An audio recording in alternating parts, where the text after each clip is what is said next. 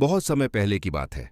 उत्तर भारत के एक वीरान इलाके में बसा था चंद्रगढ़ नाम का एक छोटा सा कस्बा। दिन में यह कस्बा बिल्कुल सामान्य लगता था, लेकिन रात होते ही यहां सन्नाटा बोलने लगता था। लोग कहते थे, सूरज ढलते ही बाहर मत निकलना, क्योंकि आसमान से रानी उतरती है।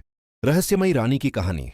कहा जाता था कि सैकड़ों साल पहले चंद्रगढ़ पर रानी वैदेही का शासन था। वह बेहद सुंदर, बुद्धिमान और शक्तिशाली थी, लेकिन उसका एक भयानक रहस्य था। वह अमर होना चाहती थी।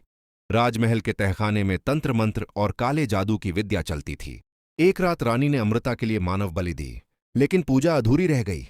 उस अधूरी पूजा ने रानी को इंसान से राक्षसी आत्मा बना दिया। राजा ने गुस्से में रानी को जिंदा जलवा दिया। मरते वक्त रानी ने चीख कर श्राप दिया, हर पीढ़ी में मैं लौटूंगी, मैं उड़ूंगी और हर उस इंसान का खून लूंगी जो मेरी धरती पर सांस लेगा। उस रात के बाद से रानी की आत्मा को उड़ते हुए देखा जाने लगा। पहला मर्डर, नीली रोशनी। कस्बे में रहने वाला राहुल, 22 साल का एक साधारण लड़का, रात में बाइक से घर लौट रहा था। अचानक उसे सामने नीली रोशनी दिखी।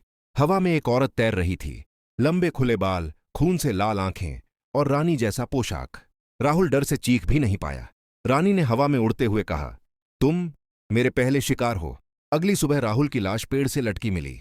उसकी आंखें गायब थीं और शरीर पर नाखूनों के गहरे निशान थे। मौत का सिलसिला।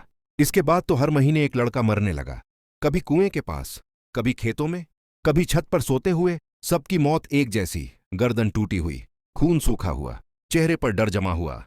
लोगों ने नाम दे दिया, उड़ने वाली रानी। रात में लोग आसमान की ओर देखने से डरने लगे। सच जानने वाला लड़का। एक दिन कस्बे में आया अमित, एक कॉलेज छात्र। उसे डर की कहानियों पर विश्वास नहीं था।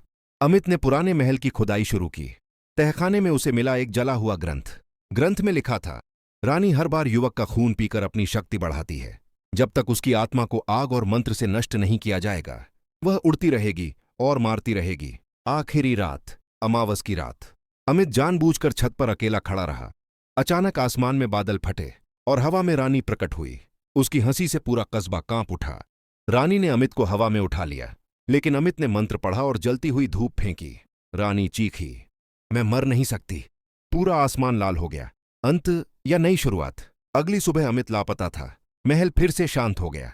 लेकिन कुछ दिन बाद एक बच्चे ने आसमान की ओर इशारा कर कहा, मां देखो, रानी फिर उड़ रही है। और उसी रात एक और लड़के की लाश मिली। कहानी का सच, उड़ने वाली रानी आज भी जिंदा है। वह हर पीढ़ी में लौटती है और मर्डर कभी नहीं रुकता।